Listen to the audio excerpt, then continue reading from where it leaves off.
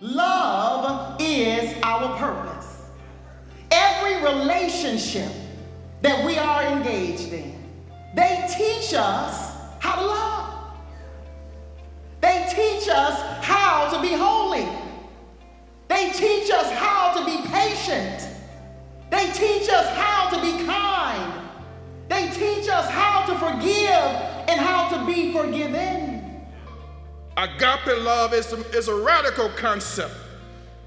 There's nothing on the face of the earth like it, and it is distinctively Christian.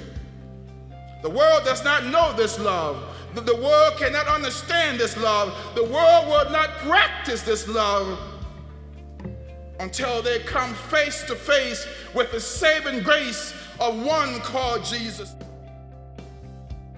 All of us have the capacity to be agents of transformation and do God's work. But it's going to require that we renew our minds and do some things differently.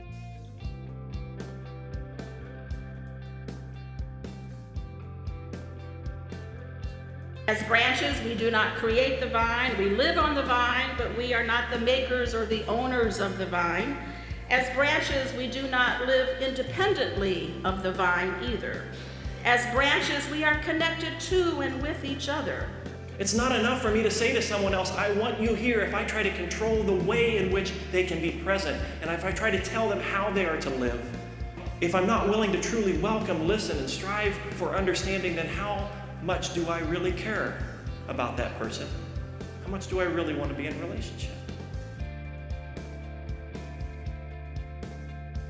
I'm living most magnificently into the future that God is holding out before me. It's complex. It's serious business. This is not for amateurs.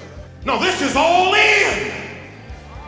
That's why you've been working on that text on fruitfulness, about what it means to be connected to the vine and to luxuriate in the vine and to have all of the sustenance of your life and faith and vocation coming from the vine. And in fact, Jesus goes on to say that if you're cut off from the vine,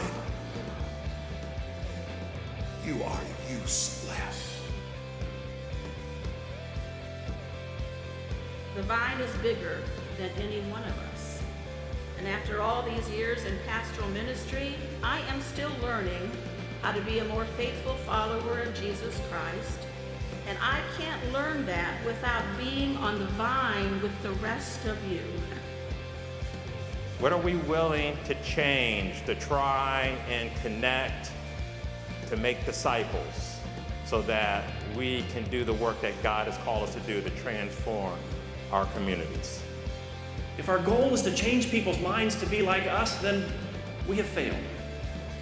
See, changing minds, changing hearts is the work of the Holy Spirit, not us.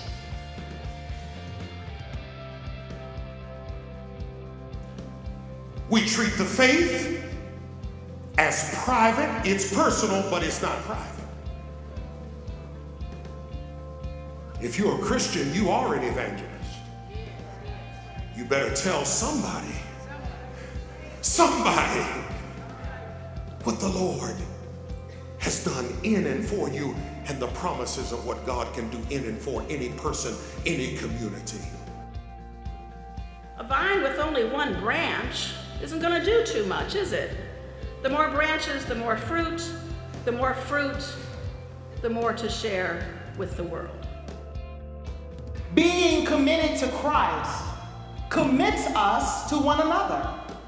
We are bound together in the life, death, and resurrection of Christ. We are bound together in our covenant of baptism. Friends, this is who we are.